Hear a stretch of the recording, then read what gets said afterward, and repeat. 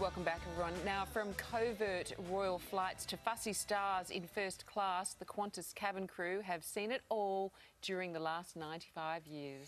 Now, the best stories have been compiled in a new book called, obviously, The Flying Kangaroo. What else would it be called? Former Director of Public Affairs Jim Eames is the author. Fasten your seatbelts. Chairs in the upright positions. He joins us now. Jim, good morning. Good morning. Good morning. Now, Qantas has hosted some of the most famous people in the world, but you hosted, before she was a princess, when she was just Lady Diana Spencer on a flight. What happened? Yes, we did. Well, the problem was we were told by the government we had to get this secret VIP out of the country, back to London.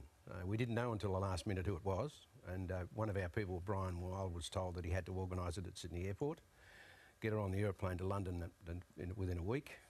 He was told to be on the corner of Coward Street and Gardeners Road, I think it was, and Reardon Street and Gardeners Road, on a certain time of day, and sure enough, there he was, and a yellow Toyota turned up, and in the back seat was Diana and her mum, giggling, I should suggest, at the subterfuge of it all.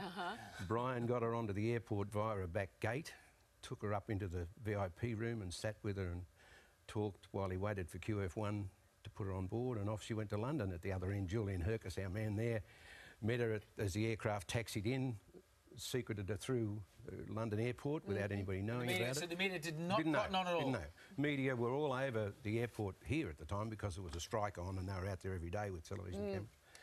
Anyway, Hercus got her through London, and she sat in the back seat of his car, and he said giggled all the way while he drove her home. Really is the way to travel, isn't it? John Lennon was also a passenger. Tell us about what happened with him. Well, John got on in Singapore, and unfortunately he brought with him a fairly stenching packet of Japanese food. Obviously he didn't want to eat the roast lamb that was fare in first class that night.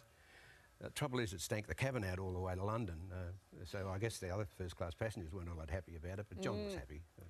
That's so funny. Look, putting aside famous faces, Qantas also played a really important part in one of our national tragedies. Can you tell us a little bit about that? Well, Cyclone Tracy, yeah, well, you know, I mean, immediately after Tracy, the population of Darwin had to be lifted out, and I think the airlines lifted about 20,000 people in 10 days. Qantas, in fact, in one 747 load, and the 747 in those days carried about 400 people, I think we took 670 people in one load. They were sitting on each other's laps and in the aisles, and often without seatbelts, of course.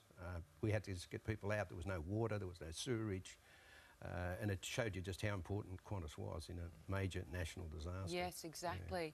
Yeah. And there are also some great stories, you know, about some of the interesting cargo that's been transported with Qantas, weird flora and fauna that's made its way into the hold.